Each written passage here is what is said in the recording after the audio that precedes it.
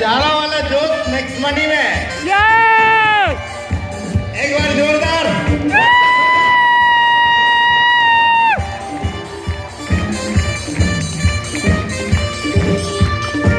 दोस्तों, रैना जी के बारे में मैं बताऊं, ये अच्छा नहीं होगा। आप लोग अपना जोश से उन्हें बता देंगे कि रोज कैसे करेगा।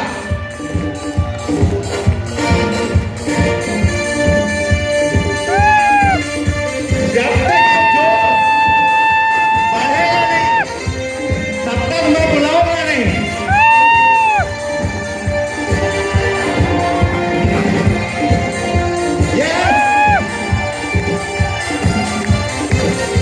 नेक्स्ट मनी वाले कितने जोशीले वो दिखा देना है।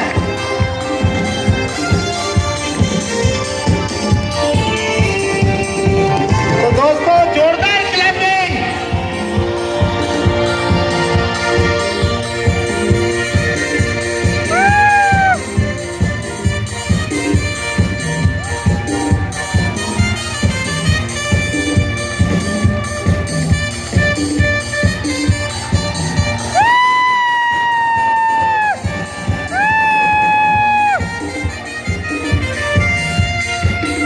मैं चाहूंगा एग्जीक्यूटिव एमडी मैडम को बुलाना, बुके से स्वागत करें।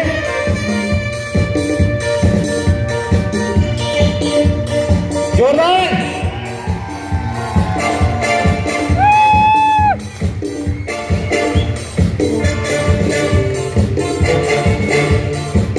साथ में हमारे नेक्स्ट प्रेरियर की तरफ से एक मोमेंटो सर के लिए।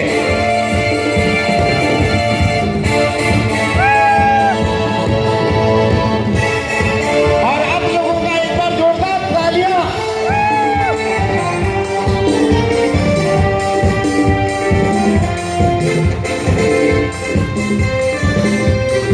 अब सर से हम कुछ मोटिवेशन लेना चाहेंगे।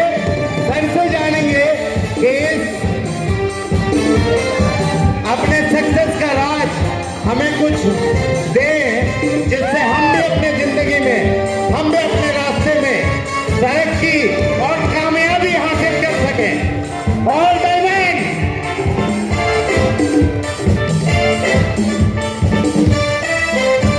टूवर्ड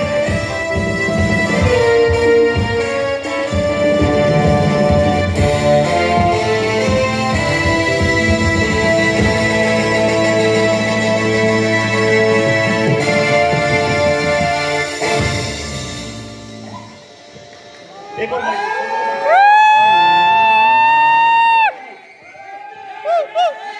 चिन्ह डाला।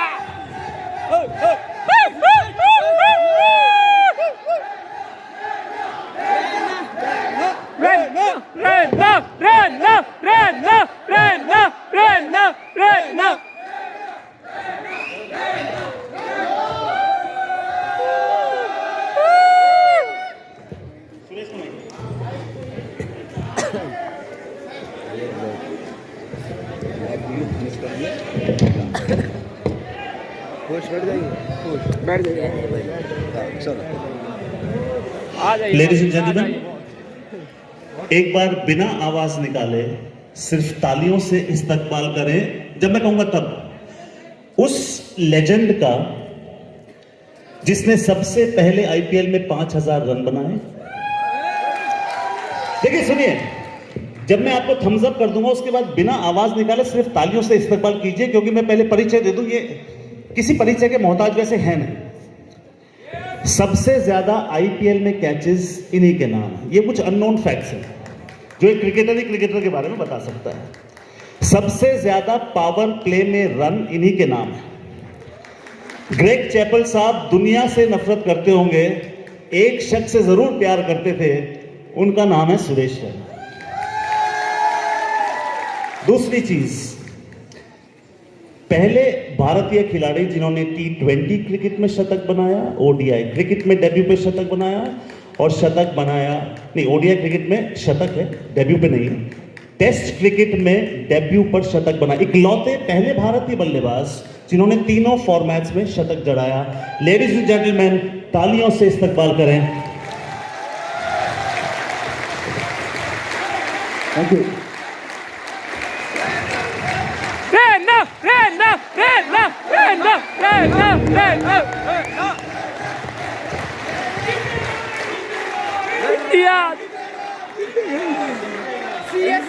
ये मेरे अनुज भी हैं। अनुज इसलिए क्योंकि मैं भारत के लिए तो नहीं खेला, मगर फर्स्ट क्लास क्रिकेट मैं भी खेला हूँ। तो हमारे क्रिकेटर्स में बड़ा प्रेम होता है, तो हम छोटे को कभी उस नाम से नहीं बुलाते जिससे दुनिया जानती है।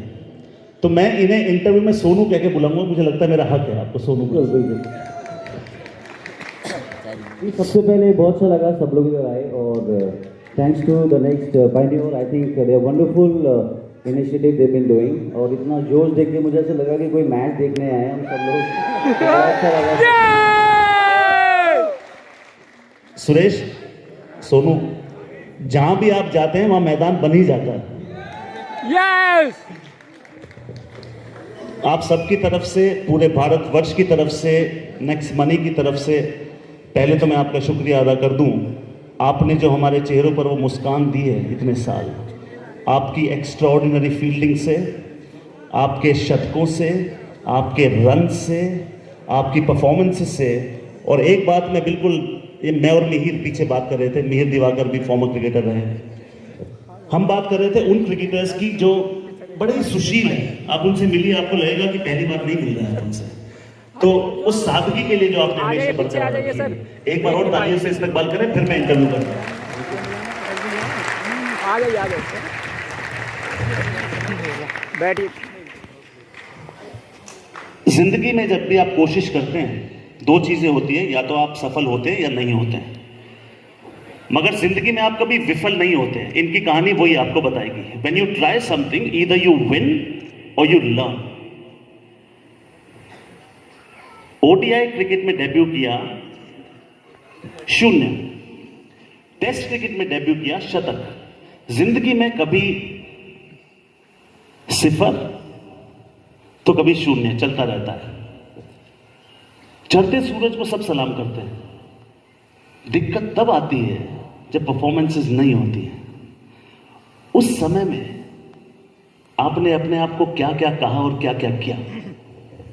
आई थिंक जैसे आपने बोला कि जब खेलते हो तो बहुत सारी चीज़ें, क्योंकि मैंने सक्सेसफुल से ज़्यादा मैंने फेलियर से सीखा है, और मेरे कोचेस ने, मेरे पूरी फैमिली ने बहुत सपोर्ट किया है वो, कि कोई भी बंदा कब बाहर जाता है या देश के लिए खेलता है, कोई भी, आप इतने सारे बच्चे हैं इधर, क्योंकि जो पेरेंट्स की ब्लेसिंग है, जो बड़े लोगों का प्यार है, जो आशीर्वाद है, उससे बहुत सारी चीज़ें ईजिली हो जाती है।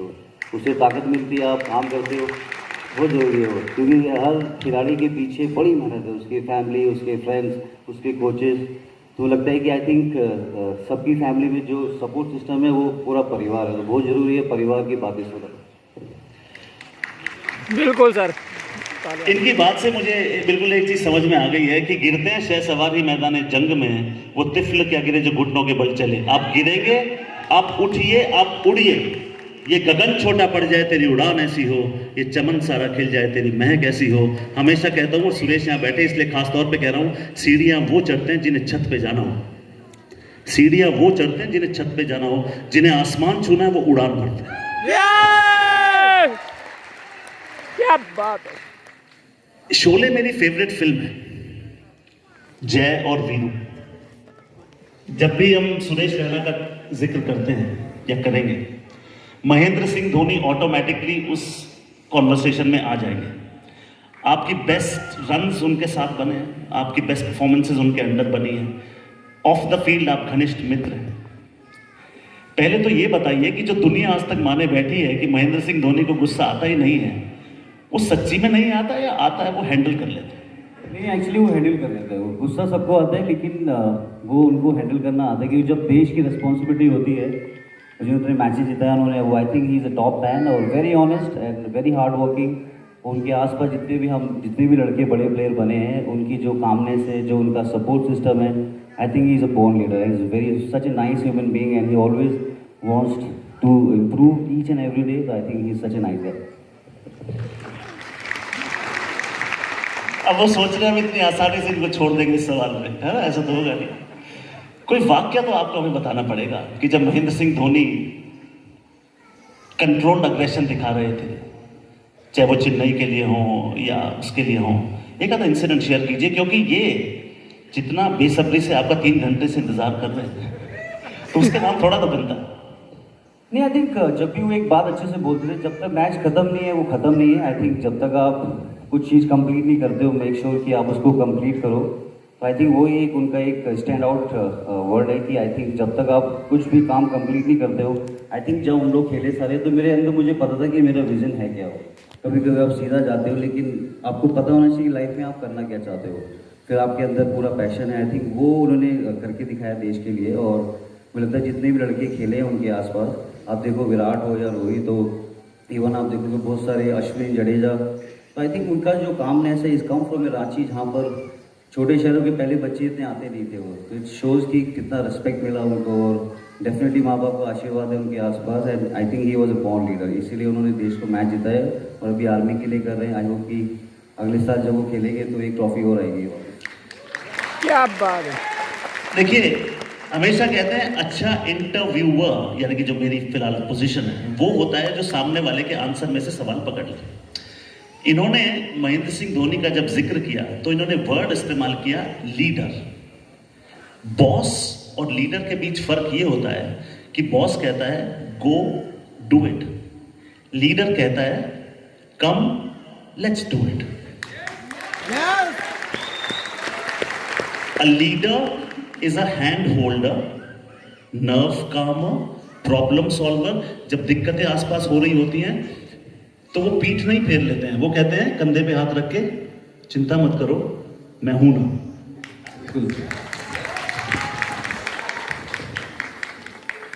सुरेश, भारत का के लिए खेलने का सबका सपना होता है और वो जर्नी किसी के लिए भी आसान कभी नहीं होती है। ये मैं आपको बता दूं कि कुछ खिलाड़ी जब खेलते हैं तो वो नॉक नॉक करके सेलेक्टर्स का दरवाजा खोल देते हैं। कुछ होते हैं जो परफॉर्मेंसेस ऐसी करते हैं कि दरवाजा ही टूट जाता है। ये दरवाजा तोड़ के आए थे। मैं अपना भी एक छोटा सा इंसिडेंट यहाँ पे शेयर कर दूं। मैं हरियाणा के लिए रणजी ट्रॉफी में उस समय मेरा सिलेक्शन नहीं हुआ था, तो मैंने इंटर डिस्ट्रिक्ट में 5 में से 4 शतक बनाए। कपिल पाजी मतलब हमारे तब भी भगवान थे, आज भी भगवान है। तो सुरेश वो हमारे कैंप में आए, तो मुझे लगा कि ये तो बहाना मिल गया, आज सारी कंप्लेन कर देता हूँ। तो मैंने कपिल पाजी को बोला पैर छुए, तो किसी ने कहा पाजी बड़ा अच्छा खिलाड़ी है, इसने 5 में 4 शतक बनाए। तो मैंने कहा पाजी फिर भी मेरा सिलेक्शन नहीं हुआ पाजी ये वो। तो मैं उम्मीद कर रहा था मुझे कहेंगे बेटा तेरे साथ तो पॉलिटिक्स होगी, ये तो गलत हो गया। उन्होंने जो मुझे कहा, मेरा जिंदगी के प्रति नजरिया ही बदल गया। छोटी छोटी बातों में है बड़ी बड़ी खुशियां, सोच बड़ी है तो अपनी है दुनिया। उस एक छोटे से पल ने मुझे जिंदगी सिखा दी। उन्होंने मुझे कहा सुरेश कि बेटा तेरी प्रॉब्लम ये है कि तूने 5 में से 5 शतक क्यों नहीं बनाए।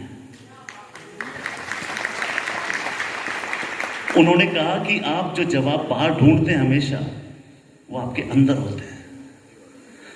तो आप कभी भी आईना देखिए, आप कोई जवाब ढूंढ रहे हैं कभी भी, तो शीशा देखिए, जिस इंसान को आप देखते हैं वही उसी के पास जवाब है, यानी कि आपके पास। ठीक है, तो सुरेश रैना जब आप भारत के लिए पहली दफा ड्रेसिंग रूम में गए तो उस फीलिंग के बारे में बताइए कि वो एक छोटा सा लड़का जो वहां गया, किस तरीके से तो उसका वेलकम हुआ और आपको कितनी देर में कंफर्टेबल कर दिया गया। ये मुझे याद है 2015 में, मैं 2005 में 18 साल का था और काफ़ी डोमेस्टिक परफॉर्मेंस कर रहा था। यूपी के लिए भी एयर इंडिया ने काफ़ी सपोर्ट किया उस टाइम पे। एयर इंडिया के लिए भी मैं जॉब करता हूँ अभी। तो आपने जैसे बोला कि इधर पाजी बैठे थे, सचिन तेंदुलकर, उधर राहुल द्रविड़, इधर वीरेंद्र सहवाग, मैं, माही भाई और इरफान पठान साहब उधर कंफर्टेबल हुए। बट आई थिंक मुझे लगा जब ये लोग देश के लिए खेले, इतने सालों से हमने इनको टीवी पे देखा है, तो अभी मेरा नंबर है, उत्तर प्रदेश का खिलाड़ी हूँ, लेकिन अभी मुझे देश के लिए करना है। तो मुझे लगता था कि वो जोश, वो सारी दुआएं, जो नेशनल एंथम होता था या फिर हमारा तिरंगा हमारी छाती पे लगता था, तो रिस्पॉन्सिबिलिटी थी बहुत ज़्यादा, लेकिन जो इन्जॉयमेंट होता था खेल में, क्योंकि मैंने इन्जॉय किया ये क्रिकेट और मुझे ऊपर वाले की दुआ से, सब कुछ फैमिली की ब्लेसिंग से इस खेल ने मुझे बड़ी ब्लेसिंग मिली और मैंने सीखा है बहुत सारी चीज़ें इसमें। और मुझे लगता है कि कुछ भी करने के बाद आप जब कुछ हासिल करते हो तो मुझे ऐसा लगता है कि कुछ ना कुछ सीखने को मिलता है वो। तो ऑल मुझे लगता है कि I think I became a good human being around my kids, around my parents, और be very kind around things, because 2 साल में आई थिंक आपको पता हो कितना डिफिकल्ट टाइम रहा है सबके लिए वो। I think be kind to everyone और एंजॉय द प्रोसेस, और जितना हंस सकते हो उतना हंसना बहुत जरूरी है। भारत भारत के लिए खेले और भारत के लिए कोच थे जो कि किसी भी लेवल पर आप उनको किसी से कम नहीं आंक सकते, क्योंकि दुनिया के दिग्गज को भारत बुलाया गया था। मेरा एक चीज मानना है खेल में, और सुरेश भी मानेंगे, disagreement does not mean disrespect. आप किसी भी चीज से डिसअग्री कर सकते हो। मैं बात यहां पर कर रहा हूं ग्रेग चैपल साहब की। उन्होंने उस 17-18 साल वाले लड़के के लिए ये कह दिया था कि ये भारत का फ्यूचर है। सबके सामने उन्होंने ऐलान करके बोला था, I will stand by this boy. उस समय हौसला बढ़ जाता है, अलग लेवल पे चला जाता है। बिल्कुल। और राहुल द्रविड़ साहब थे, और राहुल भाई की वॉज मोर डिसिप्लिन क्रिकेटर, तो उनके आसपास रह के उनकी जो परफेक्टता थी पूरी, जो उनकी जो लीडरशिप क्वालिटी थी, मुझे लगता है कि उस टाइम पे बहुत सारे प्लेयर थे। इरफान था, माही भाई खुद थे, उस टाइम पे नए नए आए थे टीम में वो। तो आई थिंक लीडर और जब कोच आपको कोई गाइड करता है, आपको पता होता है कि आपको किस मंजिल तक जाना है, तो आई थिंक उसके बाद आपका हार्डवर्क है और आपका सपोर्ट है। और मैंने एक्चुअली हर प्रोसेस में मैंने एक चीज़ हमेशा सीखी कि आपको दिल से काम करना है किसी भी चीज़ के लिए। हो रिजल्ट आए ना आए, लेकिन जब आप रात को घर जाओ शीशे में देखो, तो मैंने अपना 100% दिया है। रिजल्ट ऊपर वाले के हाथ में, लेकिन आपको मेहनत करनी बहुत जरूरी है। अगर आप मेहनत करोगे तो ऑटोमेटिक आपको कोई ना कोई परमात्मा की शक्ति है कि आपका सारा काम बनता रहे। मतलब मैं जो भी ये कहते हैं उसमें से कुछ सार लेने की कोशिश करता हूं। मैंने अभी ये जाना कि मंजिल मिले ना मिले मुकद्दर की बात है, पर आप कोशिश ना करो ये गलत बात है। यस। क्योंकि कोई मुझे कहे कि सुरेश रैना मुझसे ज्यादा टैलेंटेड है, मैं कहूंगा ऑफ कोर्स मेरे से ज्यादा टैलेंटेड है, 1,00,000 गुना टैलेंटेड है। कोई मुझे कहे सुरेश रैना मुझसे ज्यादा हार्ड वर्किंग है, तो मैं पूछूंगा सुरेश आप दिन में कितने घंटे मेहनत करते हो, या कोई भी आपसे पूछे, वो कहेंगे 14 घंटे। आपको, मुझको, आपको 16 घंटे मेहनत करने से कौन रोक सकता है? कोई नहीं। तो आप अगर किसी इंसान को हराना चाहते हैं, जैसे कि सुरेश ने कहा, तो आप सिर्फ अपनी मेहनत, मशक्कत, शिद्दत, इबादत के साथ हरा सकते हैं। क्योंकि कुछ चीजें हैं जिंदगी में जिसमें आपको एक्सटर्नल सपोर्ट की जरूरत नहीं पड़ती। पहली, 4 बजे उठना, और ये खिलाड़ी 4 बजे उठ के ही बनते हैं। वो अलार्म जब सुबह बजता है ना, तो वो अलार्म सुन के किसी का मन नहीं करता उठने का, ठंड में। तो वो जब आपकी बातों की हम जिक्र करते हैं और यूपी हॉस्टल का जिक्र ना हो तो फिर मजा कैसे आएगा? तो ले जाइए हमें यूपी और ले जाइए हमें हॉस्टल में। जी मैं 98 में गया था उधर स्पोर्ट्स हुई लखनऊ। जैसे आपने बोला कि 7 साल हम लोग सुबह 4 बजे उठते थे। पहले हमारी प्रेस होती थी, फिर जैसे आपने बोला कि ठंड हो गर्मी हो, जुनून खेल का ही था। यूपी के लिए खेलना था। उस टाइम पता नहीं था कि देश के लिए खेलेगी नहीं खेलेगी। गाजियाबाद के लिए खेले, फिर लखनऊ में गए, उत्तर प्रदेश को रिप्रेजेंट किया। वो फिर मुझे लगता है हॉस्टल में सीखने को मिला लखनऊ की। आपको पता है उनके जो इस्तकबाल करते हैं, जो मेहमान नवाजी वहाँ पर है, वो जिस तरह से वो लोगों को प्यार मोहब्बत बांटते हैं। तो मुझे याद है मैं गाजियाबाद से था, मुझे इतना कुछ पता नहीं था। तो लखनऊ गए तो वहाँ का जो लहजा है थोड़ा अलग है। वो आप बैठिए, आप खाइए, आप थोड़ा बैठिए ना, कहाँ जा रहे हैं आप, अम्मा इधर आओगे, ऐसी बात है सर। तो मैं गाजियाबाद जब घर गया तो मैंने कहा मम्मी मुझे भूख लगी, हम खाना खाएंगे। तो मम्मी को लगा नहीं कितने सारे लोग लेके आए। तो वहाँ हम ऐसे तहजीब ऐसे हो गई, तो मैंने कहा नहीं हमें बहुत भूख लगी, हम खाना खाएंगे, तो आप बना दीजिए। कह रही पता नहीं को हॉस्टल गया है, कहाँ से हो गया है, बड़ा एकदम सुशील बच्चा बन के आ गया है। तो फिर उस टाइम पे मतलब एक सीखने को मिला। उधर बहुत सारे दोस्ती हुई, पूरे उत्तर प्रदेश के खिलाड़ी थे वहाँ पर। बट एक चीज़ जो मेरा स्टैंड आउट हुआ वहाँ से, सारे रिलीजन के बच्चे थे वहाँ पर। हम प्रेयर करते थे, सब कुछ साथ में एंजॉय करते थे। लेकिन जो डिसिप्लिन सिखाया, क्योंकि मैं छोटा था घर का, वो बहुत पैम्पर था। मैं दीदी की शादी में नहीं गया, अपनी रियल सिस्टर की, फिर मम्मी हमेशा, मैं होम सिक था काफ़ी उस टाइम पे। तो आई थिंक कुछ पाने के लिए कुछ आपको कुछ तो निछावर करना पड़ेगा। तो आई थिंक मम्मी पापा की ब्लेसिंग और मेरे भाइयों ने बहुत सपोर्ट किया। तो मुझे लगा कि वो हॉस्टल का सफ़र बड़ा सुहाना है। क्योंकि ये वो देखिए वो टॉपिक है, क्योंकि समय का तकाजा है, वरना ये सिर्फ हॉस्टल पर ही मैं इनसे 1 घंटे की बात कर सकता हूँ, और ये भी कर सकते हैं, मगर आगे बढ़ेंगे। आपने नज़ाकत की बात की, आपने भाषा की बात की, और मैं लखनऊ से, मैं छोटा सा इंसिडेंट मुझे याद आ गया। 2 लखनऊ की औरतें आपस में लड़ रही थी। तो एक ने दूसरी को कहा कि आप मुझसे फालतू में बहस ना करें, वरना मेरे पैर की जूती आपके सर की जीनत बन जाएगी। अब असल में तो कहा था फालतू बात मत करो वरना सर पे जूती, मगर देखिए कहा कैसे, कंटाब बोला, वो कंटाब लगेगा एक। तो कोई चीज अगर आपको तोड़नी है